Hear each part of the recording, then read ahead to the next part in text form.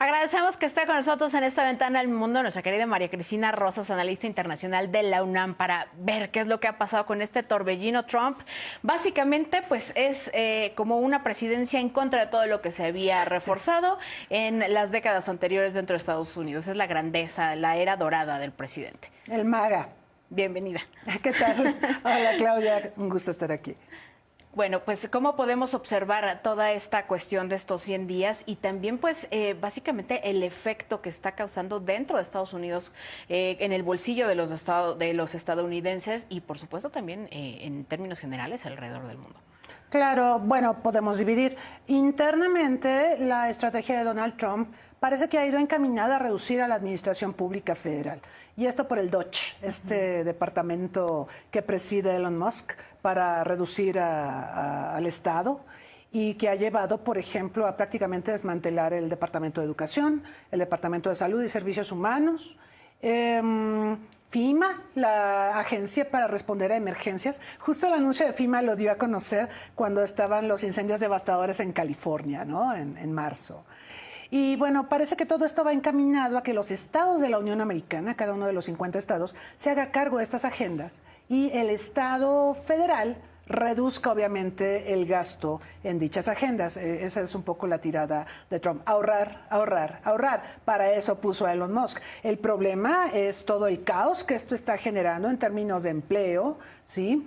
A la par, o sea, tenemos que ver el auge del desempleo y a la par del aumento en la inflación, precisamente por los aranceles que Trump le ha impuesto a prácticamente todo el mundo y que está encareciendo obviamente el nivel de vida de los estadounidenses. A nivel externo, hemos visto un aislamiento, una política de aislacionismo de parte de Donald Trump. Ya habíamos tenido antecedentes de esto en su primera administración, pero ahora lo vemos con la espada desenvainada, ¿sí? Anuncia, por ejemplo, que va a recortar el personal del Departamento de Estado, que es el que hace la política exterior de Estados Unidos, a la mitad.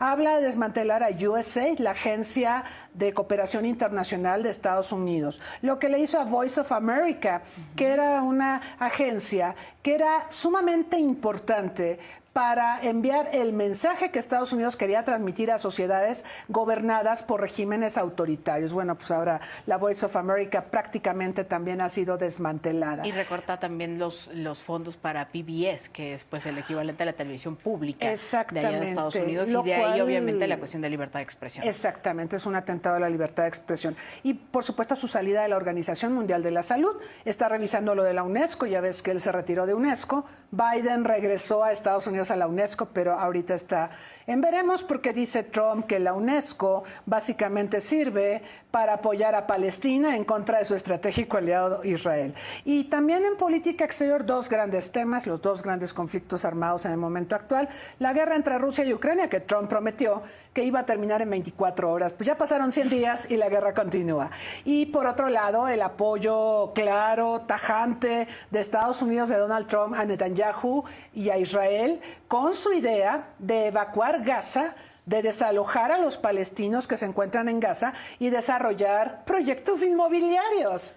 La Riviera del Medio Oriente. La Riviera del Medio Oriente, qué barbaridad. ¿Podríamos considerar que ha sido un abuso del Poder Ejecutivo? 142 órdenes, los indultos tan polémicos que hubo el Capitolio, etcétera. O sea, es decir, una especie como de un monarca dentro de un régimen en Estados Unidos en donde básicamente, pues...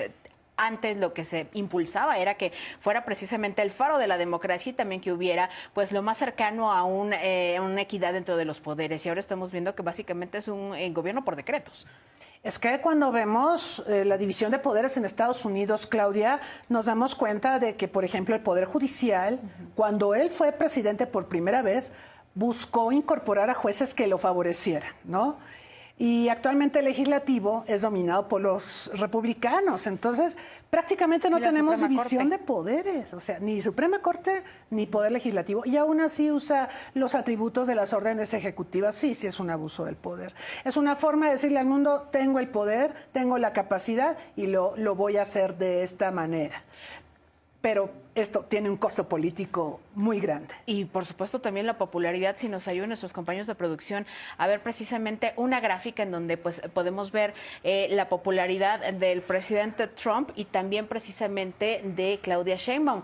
¿Qué pasa, María Cristina? El fenómeno contrario. Lo que estamos viendo es que Donald Trump llega pues relativamente bien y luego pues empieza hacia abajo su declive, hacia el 41%, 9% menos, pues por decir, es poco comparado con todo lo que ha hecho en estos 11 días.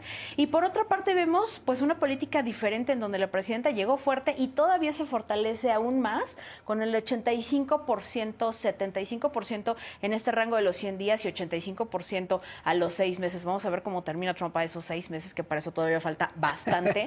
Pero el declive, bueno, viene y viene bastante fuerte conforme se puede ver. ¿Cuál ha sido la diferencia y de cierta manera también la clave para que podamos tener nosotros estas estadísticas y por otra parte Donald Trump pues en picada? Son estilos de gobernar, ¿sí? O sea que 6 de cada 10 estadounidenses repudian a Trump, es escandaloso. Como también es muy interesante ver que 8.5 de cada 10 mexicanos apoyan la gestión de la presidenta Claudia Sheinbaum, que ha optado por la negociación con él, a diferencia del tono confrontativo, unilateral, amenazante de Donald Trump, que busca intimidar, busca desquiciar, sacar de balance a los adversarios. Y los adversarios no son necesariamente enemigos políticos, son aliados. México es un aliado de Estados Unidos, Canadá es un aliado de Estados Unidos y nos ha dado un trato que no corresponde con la importancia que tenemos ni económica ni políticamente para la propia estabilidad de Estados Unidos. Entonces ese tono contencioso, confrontativo, eso tiene un costo, ¿sí? Y se ve reflejado en estas estadísticas, es a lo que me estaba refiriendo hace un rato. Ahora, ¿qué puede pasar? Bueno, obviamente estos números se pueden mover. Y de hecho hemos visto que Donald Trump ha bajado un poco el tono, tanto de la guerra arancelaria como también de algunas medidas punitivas que estaba desarrollando contra algunos aliados. También estamos viendo que, bueno, ya se dio cuenta de que negociar lo de Ucrania no es tan sencillo, pero ya consiguió finalmente las tierras raras de Ucrania. Ese puede ser un paso para que pudiera haber una gestión del conflicto menos favorable para Ucrania, porque Ucrania realmente se encuentra en una posición muy desfavorable. Y también importante esta cuestión básicamente que viene con la popularidad que antes, digamos, de cierta manera ayudaba a las ultraderechas, a los grupos más conservadores dentro del mundo, pero pareciera que ahora es lo contrario, lo estamos viendo en varios procesos en las elecciones, por ejemplo, este fin de semana en Australia que está pasando como un fenómeno anti-Trump. ¿Qué lectura le puedes dar tú? Fíjate que hace algunas semanas en este mismo espacio hablábamos de cómo el efecto Trump podría manifestarse en un fortalecimiento de las derechas, ultraderechas. En realidad, los procesos electorales que hemos visto en estas últimas semanas, quizá la excepción sería Alemania, donde sí tenemos un gobierno de centro-derecha, y mañana asume Merz, ¿cierto? Sí. Pero, por ejemplo, en Australia y en Canadá, vimos un fenómeno súper interesante. Hace algunos meses, a propósito de Canadá y de la debacle de Justin Trudeau, se hablaba de que Poilievre del Partido Conservador sería el próximo primer ministro. Pero resulta que la sustitución de Justin Trudeau por el responsable de las finanzas en Canadá resultó muy positivo para el Partido Liberal y ganó la elección y ganó grande, ganó muy bien. Y el caso de Australia, que también se pensaba que estaba echada la suerte para Albanese y su Partido Laborista, pues resulta que le dio la vuelta al marcador y ahora tenemos a estos gobiernos progresistas como una respuesta de las sociedades al trumpismo. Es muy interesante. Entonces podemos ver que el mundo sí está fragmentado y polarizado. Algunos se irán a la línea conservadora, ultraconservadora en ciertos países. Vamos a ver qué pasa en Francia, porque lo que ocurrió también con la lideresa, recuérdame su nombre. Sí, pero vienen como tiempos fuertes, particularmente de definiciones, ¿no? Y también claro, en esta cuestión de Trump, de que los que lo quieren se quedan con ellos y los que no, pues evidentemente también tomarán las precauciones y las ciertas, pues las lejanías para que puedan tener también su cauce, como fue como el caso del Papa, que ahorita también vamos a llevar esta información del Papa. Pero claro, se está moviendo muy rápido, ¿sí? Hablábamos de ciertas... Pretendíamos que hubiera ciertas certezas, no las hay. Entonces se está moviendo mucho el espectro político a nivel internacional y eso es interesante. Muy bien, muchísimas gracias, María Cristina. Ampliamos pronto. Gracias por estar con nosotros.